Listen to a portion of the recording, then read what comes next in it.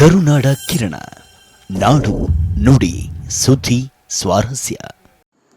ಕಮಲಾಪುರ ಪಟ್ಟಣದ ತಾಲೂಕಾ ಆಡಳಿತದ ವತಿಯಿಂದ ಬಸವೇಶ್ವರ ಜಯಂತ್ಯೋತ್ಸವ ಆಚರಿಸಲಾಯಿತು. ಕಮಲಾಪುರ ತಹಶೀಲ್ದಾರ್ ಮೊಹಮ್ಮದ್ ಮೊಹಸಿನ್ ಹಾಗೂ ಗ್ರೇಡ್ 2 ತಹಶೀಲ್ದಾರ್ ಶಿವಕುಮಾರ್, ಪಟ್ಟಣ ಪಂಚಾಯಿತಿ ಅಧಿಕಾರಿ ಸಂಜುಕುಮಾರ್ ಹಾಗೂ ಪಿಎಸ್ಐ ಸುಖಾನಂದ್ ಸಿಂಗೆ, ಕಮಲಾಪುರ ಹಿರೇಮಠ ಸಂಸ್ಥಾನದ ಶಾಂತಲಿಂಗೇಶ್ವರ ದೇವರು ಹಾಗೂ ಸಿದ್ದಯ್ಯ ಸ್ವಾಮಿ ಹಾಗೂ ಅಮೃತ ಗೌರೆ, ಶಿವಕುಮಾರ್ ದೋಶೆಟ್ಟಿ, ಸುರೇಶ್ ರಾಥೋಡ್ ಹಾಗೂ ಜಯಂತ್ಯೋತ್ಸವ ಕಮಿಟಿಯ ಅಧ್ಯಕ್ಷರಾದ ಗುರು ಮಾಟೂರ್. ಶರಣ ಮರಿತಡೆ ಮಾನವ ಅಂತ ಅವರು ಶರಣರಾಗಿದ್ರು, ಹಾಗಾಗಿ ಅರಿತಿದ್ರು.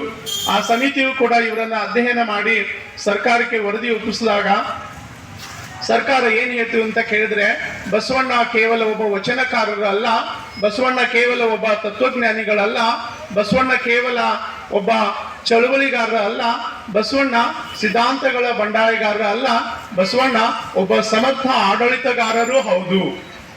ಈಗ ನಾವು ಎಷ್ಟೋ ಜನ ಆಡಳಿತವನ್ನ ಗಮನಿಸ್ತೀವಿ, ಅದೆಲ್ಲದಕ್ಕೂ ಮುನ್ನುಡಿಯನ್ನ ಬರೆದಿರ್ತಕ್ಕಂಥ ಒಬ್ಬರೇ ಒಬ್ಬ ಸಾಂಸ್ಕೃತಿಕ ನಾಯಕ ಅಂತ ಕೇಳಿದ್ರೆ ಅದು ನಮ್ಮ ಕರ್ನಾಟಕದಲ್ಲಿ ಸಿಗುವಂಥದ್ದು ಬಸವಣ್ಣನವರು.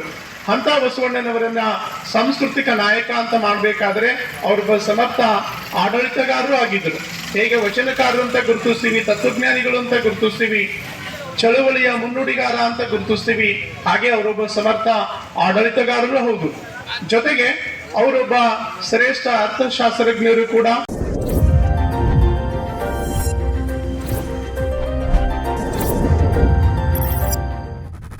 ಕರುನಾಡ ಕಿರಣ, ನಾಡು ನುಡಿ ಸುದ್ದಿ ಸ್ವಾರಸ್ಯ.